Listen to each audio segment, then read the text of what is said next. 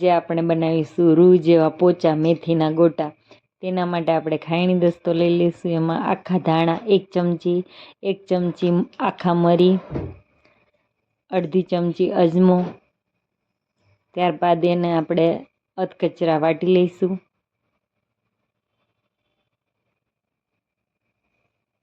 ત્યારબાદ આપણે એક બાઉલમાં 1 વાટકો ચણાનો લોટ લઈ લઈશું। ત્યારબાદ 2 થી 3 મરચાં કાપેલા, 2 ચમચી સોજી, સ્વાદ મુજબ મીઠું, 1 ચમચી ખાંડ,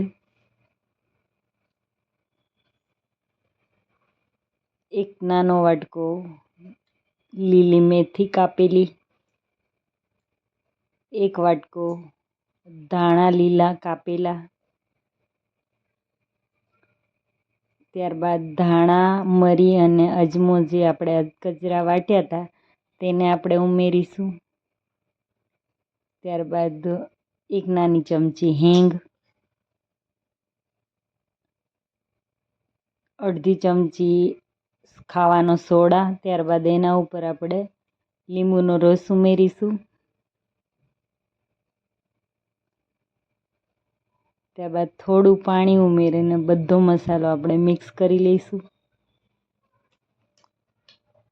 પાણી રેડતા જઈશું અને આ રીતે આપણે મસાલો મિક્સ કરતા જઈશું।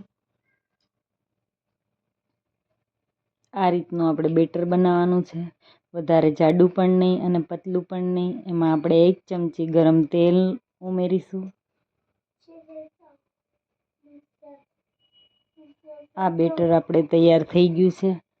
ત્યારબાદ આપણે ગરમ તેલમાં ગોટા ઉતારીશું।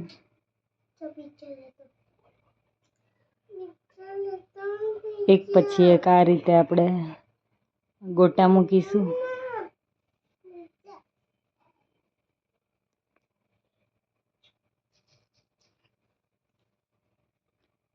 વચ્ચે વચ્ચે આપણે ગોટાને ફેરવતા રહીશું। ધીમી આંચ પર આપણે ગોટાને તળવાના છે। ગોલ્ડન બ્રાઉન ના થાય એ રીતના આપણે ગોટા તળવાના છે, જેથી કરીને અંદરથી ગોટા કાચા ના રહે। આપણે ડુંગળી અને મરચાં સાથે આપણે ગોટાને સર્વ કરવાના છે। આપણા ગોટા